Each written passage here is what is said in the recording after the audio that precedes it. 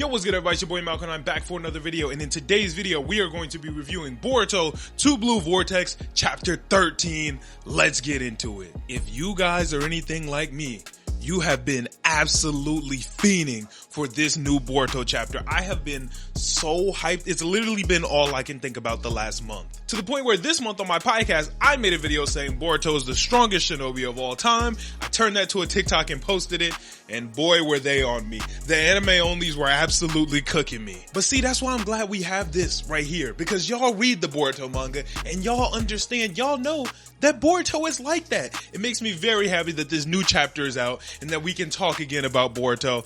Realistically, I probably could have posted another video about it, but I've been swamped, so we're not worrying about that right now. Let's get into this Boruto. Also, since you guys are caught up on the manga like me, do you guys agree with my statement that Boruto is the strongest shinobi of all time?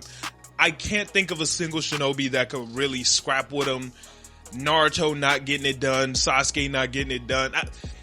He's the GOAT. But before we get into this chapter, make sure you guys like, share, comment, subscribe, and hit that noti bell. Got another video coming in a day or two that you guys aren't going to want to miss if you're Steven Universe fans. And if you want to get more anime content from me, check out my podcast, The Storm Podcast, where me and two of my bros talk about anime for about 3 hours every single week. If you're a nerd and you like anime or even comics and TV shows for that case, that's the place for you. Go check it out. But without further ado, let's get into this chapter. So here's the thing about this chapter. This chapter wasn't all fight heavy like the last chapter. Last chapter, straight hands. From the minute you open it, it's nothing but scrapping. This chapter is not like that. It's a lot of flashbacks and background knowledge, which I'm gonna be honest with you, that's my shit. That's the type of thing that I like. Now, I love the fighting too, but when you get more background knowledge so you really understand what's happening, that's what really makes a story great, and that's why I like this chapter so much. Honestly, I might put this one above. No, I'm tweaking. This last week's chapter was better, but this one is still really good. So this chapter picks up where we left off with the last chapter. Jura just sniped Boruto. Boruto's laying on the ground, damn near dead, and Jura's 1,000 meters away, just chilling. He's ready to go ahead and end the job, and then I think his name is Bug, pops out and starts talking to Jura. Basically, the conversation is just Bug updating Jura on the current situation, and then he finds out like, oh shit, is that Hidari Soulthorn? What's going on? And Jura's like, yo, we don't got time for this. We can't let Hidari Soulthorn rot. Let's go ahead and take it back. And while I'm reading this, I'm like, God damn it. Does this mean they can fucking revive Hidari? After all that work we just did last chapter, we was putting the hands, feet, and scientific ninja tools on this man to finally take him out. And he's gonna be back. I was absolutely mind blown and completely pissed off. And right after they said that, we see Boruto's eyes kind of open up a little bit, like he's not fully gone and he's gonna come back. And then the very next page cuts to the most abrupt flashback I've ever seen in my life. Please tell me I'm not the only one on this. I was so confused for probably like a good 5 to 10 seconds about what the fuck was going on. Normally they would do like a 5 years ago or something. I'm like, how the fuck did Boruto get back up so fast? Like, I literally had to go back to the last page to figure out what the hell was going on, but that's besides the point. Let's get into it. Basically, in the flashback, it's a frog talking to Boruto saying like, yo, I know they're on your ass. I know you got to get out of here. You don't know me, but what is your other option? You might as well trust me. Put your hand on the frog and come see what's up. And Boruto does it, and he gets reverse summoned by a character that he doesn't really remember. We remember him, but he doesn't remember him yet. The guy explains that they're safe and they're in one of Orochimaru's old layers. And now that we're getting the background knowledge on why they're in one of Orochimaru's old layers, that kind of dispels a theory that I've seen going around in the community lately. Honestly, I was on board with it, but a lot of people realized that in one of the panels a couple chapters ago, Boruto looked like he was in one of Orochimaru's layers. So a lot of people thought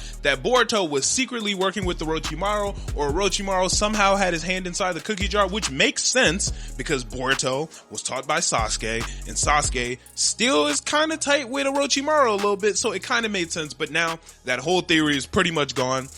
I guess technically they still could be working together a little bit, but that doesn't really have anything to do with this. They're just in Orochimaru's lair because Orochimaru knows how to stay out the way and nobody's gonna find them here.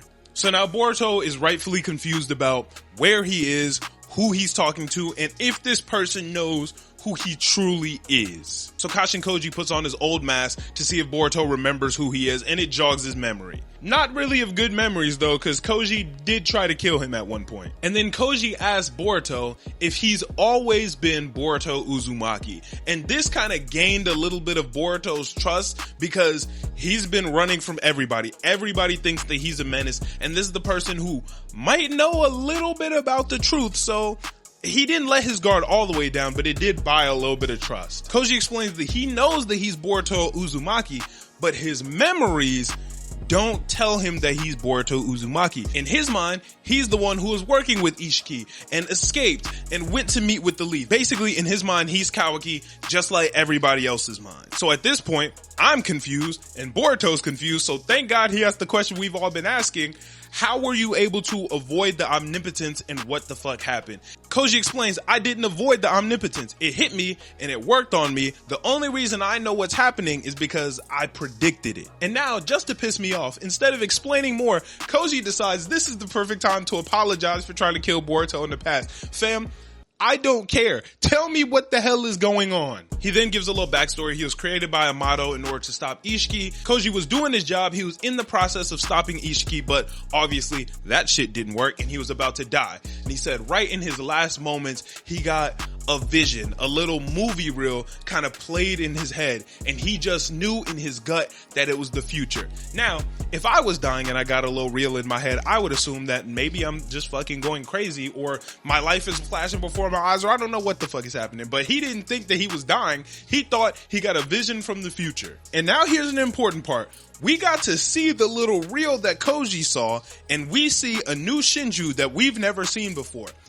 Now, does this character look familiar to anybody else? I'm gonna give you a second to look at it. Fam, is that Shinki? Please tell me that they did not get to my boy Shinki. If y'all know me, y'all know my favorite Naruto character was Gaara. Gaara was the absolute GOAT before he fucked his hair up. After he fucked his hair up, Shinki is my dog, bro. He has metal release. He also is a puppet master just like Kankuro. He is that fucking dude. So if these Shinju got to my boy and took him out, I might have to learn some ninjutsu and get out there on the battlefield myself, because I'm not letting Shinki go out like that. Koji then explains from these visions, he realized that killing Ishiki wasn't going to be enough. Even if they were able to kill him and take them out like they were able to, the world was still going to be doomed no matter what. Well, not no matter what, but it was still a high chance that it would be doomed if he didn't do something about it. Then he asked Boruto if he knows anything about Shiba Otsutsuki, who was the ultimate ancient Otsutsuki back in the day. And he explained that when Amato made all of his artificial humans, what he was really trying to do was put Shinjutsu in all of them and give them these incredible special abilities that Shiba Otsutsuki had. Unfortunately, well, actually probably fortunately, he was only able to give them to Delta, Damon, and Code. All of the rest of them just weren't able to get them. They're still artificial human and they had a lot of cool powers, but they didn't have the special shit like omnipotence and Damon's reverse ability and Code's claws. They still had cool shit, but nothing like that. And Koji said he didn't have any either until the moment before he died. Right before he was about to die, his awakened. And that got me thinking. Koji was able to awaken his right before he died. Is there a chance that the other artificial humans were also able to awaken their abilities right before death? Like Boro, for example. We know he's dead and gone, but is there a potential that he awakened one of his Shinjutsu and somehow was able to live and get a crazy, incredible ability that we're gonna have to find out about later? Now, I hope Boro is dead because Boro fucking sucks. And I hope all of the artificial humans are dead. I'm still Team Boruto and Team Ninja, but that is a little thing that's gonna be sitting in the back of my head for a while, because can they still come back? Because let's think, what if one of those Shinjutsu is something like a resurrection or something like turning back time? These things have been insane. I don't know what it could have been. But let's just hope for the best that they out of here. I really don't need to see them again. We got enough to deal with these Shinju. So now Koji explains to us a little bit how the power works. So it's not like Koji has the ability to see the future and see exactly what's gonna happen. Koji can see all the paths of the future, and he kind of just has to use the knowledge that he's gained from those. Kind of like Doctor Strange in Infinity War, how he looked through millions and millions and millions of future to kind of just get information to steer them in the right direction. He doesn't know what's actually going to happen, and he can't exactly directly change the future. He can just use this for information. For instance, he saw one future where Naruto was killed off by Ishiki, Ishiki took Kawaki's body, and then the world was destroyed. He saw another future where Kawaki killed Boruto and Sarada, and without them, he didn't have enough firepower to take out Code, and then he was scraped and the world was taken over once again. And that kind of made me remember back where Kawaki and Boruto first met up again, and Boruto was super disappointed in Kawaki for not really training and not getting that much stronger. That might be part of the reason why, because Boruto is hearing this future right now like, damn, you weren't strong enough to take down Code. If you would have, then maybe things wouldn't have turned out the way they did. So I feel like he's kind of like disappointed and guilting him a little bit like, hey bro, please get stronger so some of these futures can go away. So at this point, Boruto's kind of confused because he's like, yo, if you can't change the future, then what the fuck is the point of this? How is this going to help me in any way, shape, or form? And Koji's like, well, now I can use this information to kind of keep you from getting cornered how you were a couple seconds ago before I came and saved your ass. And I can teach you all the jutsu that I've seen you use in the future. So now we can kind of speed up that process. I know you're going to learn Flying Raijin, so I can just teach it to you right now. I know you're going to learn Uzuhiko, so we can invent it right now, which is super fucking useful because it literally helped Boruto get so much stronger, so much faster. And then he says, Boruto, I have to tell you about the worst possible future outcome that I saw. It's the worst shit ever. This shit better never happen or it's absolutely cooked, bro. It's a complete dystopia. And it's the exact fucking future that we're living in right now. The exact shit that we're living in right now is the worst case scenario. Look, I want to have faith in our team, but it sounds like we fucking cooked. He said Cole was going to lose control, the tree was going to get sentience, the humanoid Shinju were going to come fuck shit up, take all of their friends, and Juro was going to end up killing Boruto and feeding Kawaki to the tree. And I feel like that's exactly where we're at right now. And that made me think the snipe that Juro sent, was that supposed to kill Boruto right there? Because remember, he sniped him and it looked like he was getting ready to send another one before Bug came and kind of interrupted everything. Was that the moment that this whole show was going to be over? There's a chance that Bug kind of saved the show for us, because if he wouldn't have popped up, he would have got that second snipe off and Boruto would have been cooked. Okay, so now let's do some thinking. If we're trying to avoid the future of Juro killing Boruto and then using Kawaki for the tree, how could we prevent that? Well, we could make Boruto strong enough to where Juro can't kill him, and we can just kill Kawaki. Kawaki's evil as hell.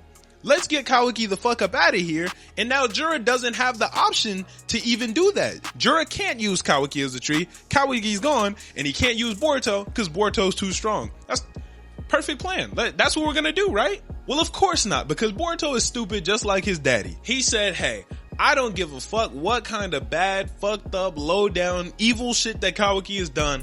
I'm gonna stand by him. I'm gonna make the Uzumaki family back the way it was, and I'm gonna get Kawaki to stop being an idiot. And you know, I really do fuck with that mindset. I rock with that mindset, except for when that person holds your family hostage, brainwashes everybody, and tries to kill you. See, because even when Naruto and Sasuke were going at it and Naruto was like, yo, I'm gonna save Sasuke, I'm gonna save Sasuke, I was actually on board with that until it got to the point where Sasuke started killing off people. He was gonna kill Kakashi, he was gonna kill Sarada.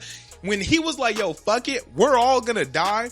At that point, it's like, all right, man, I feel for you, but it's time to cut our losses and save the world. I can't save everybody, but I guess he did end up saving everybody, and I'm sure Boruto will end up saving everybody too. But how many lives are we gonna lose in the process? Let's just get Kawaki out of here right now. Nobody's gonna miss him. He's evil as hell. Fuck him. And then we'll get back to it. But no, that's not how it's gonna go. Alright, so now we flash forward to the present, and Boruto is fading fast. It doesn't look like he's gonna make it, and Sarada is also super injured. Konohamaru looks at her and says the bone isn't messed up, but she definitely has nerve damage from that shot Juro sent from 1,000 miles away. Sniper legend. At this point, Himawari wakes up, and she runs over to Sarada, and she uses her Nine Tails chakra to heal Sarada's arm. And it is insane how fast Himawari is getting a hold of these Ninetales powers. I know that Kurama said that Himawari is the best match for him that he's ever had, but to be able to master the powers this fast is insane. It makes sense because not only is she the best match, but Kurama also isn't evil anymore. So Kurama is working with her. So they're working together to get stuff done. So it does make sense, but it's just happening really fast. At this rate, Himawari is going to be top 3 strongest in the village quick. Maybe not top 3 because we got Boruto, we got Kawaki, we got Sarada, and we got Mitsuki. But she going to be top 5. Right after Himawari heals Sarada's arm, Sumire is like, yo, come heal Boruto. This man is about to die. And she runs up and Kawaki goes, don't go nowhere near him. And I'm like, oh my God, can this dude get any worse? But then he goes, no, I'm still gonna have you heal him, but there's something I gotta do first. Right, big bro Konohamaru? And Konohamaru's whack ass instantly, yep, let's follow the rules. Even though Boruto just saved all of our lives, let's make sure we lock his ass up. So they go ahead and they lock up my boy Boruto with some special jutsu stopping handcuffs that Amato came up with, free Boruto. And while they're locking him up, Kawaki finds Koji's frog and goes, yo, this must belong to Koji, which just fucks the plans up even more because now Kawaki knows that Koji is alive and Koji's involved. It's just making things so much harder. Kawaki just makes everything so damn difficult. Bro is probably more annoying than Sasuke was in Shippuden. Then we cut over to the tree where the episode ends with the worst case scenario. Hidari gets revived. And now I'm just feeling like, what was all that work in the last chapter for? We put in so much blood. I'm saying we like I'm on the team, but we put in so much blood, sweat, and tears to take Hidari out just for him to come back. Next time we take out one of them Shinzu, make sure you keep that soul thorn. If the soul thorn don't die, neither do the Shinzu. We can't let that happen again. And then right after Hidari comes back, Moegi, I don't know her Shinju name, but Moegi's thirsty ass is like, hey, let's put this other one on there. I can't wait to see who this is gonna be. Dude, don't y'all got enough players? Y'all already, look at the scoreboard. Y'all are up. Y'all don't need no more players, man. Please let us breathe. But they make a new Shinju and we don't know who it's gonna be, but I'm assuming it's gonna be the Shinki looking one that we saw in Koji's future sight. But I'm hoping it's not, because shout out my boy Shinki. He ain't deserve that. Overall, I would say that this was an incredible chapter. I absolutely love it. It was way less fighting and way less action packed, but it just gave us so much more lore, so much background, so much information that's going to make the story even better. And even though there was no fighting in this chapter, we know this is Boruto. Some hands is on the way. It might not be this chapter. It might not even be next chapter, but there will be some hands on the way. And I don't even know how Boruto is going to be able to get away from them because he has these handcuffs on that stop his jutsu and he can't use his karma without going crazy. And Kashin Koji can't save him because now Kawaki knows what's going on, so he's going to be prepared for Koji. I don't know how he's going to break out. Maybe Sarada will help. No, they're probably not going to let Sarada help. I really don't know how he's going to get out. Mitsuki? I don't know. So let me know what y'all theories are of how Boruto's gonna break out, how he's gonna get away from Kawaki's hating ass and all the hoe ass people in the village. I don't know. Oh, maybe it'll be Shikamaru. It might be Shikamaru. Hopefully it's Shikamaru. I'm so mad that this is a monthly release manga because this shit is absolute heat. And I know the anime onlys are still asleep. I know they still think Boruto's trash. They still think Boruto's weak, but they gonna wake up soon. And when they do, we can say I told you so. Thank y'all so much for watching. Like, share, comment, subscribe, and I'll catch you guys in the next one. I'm out. Peace.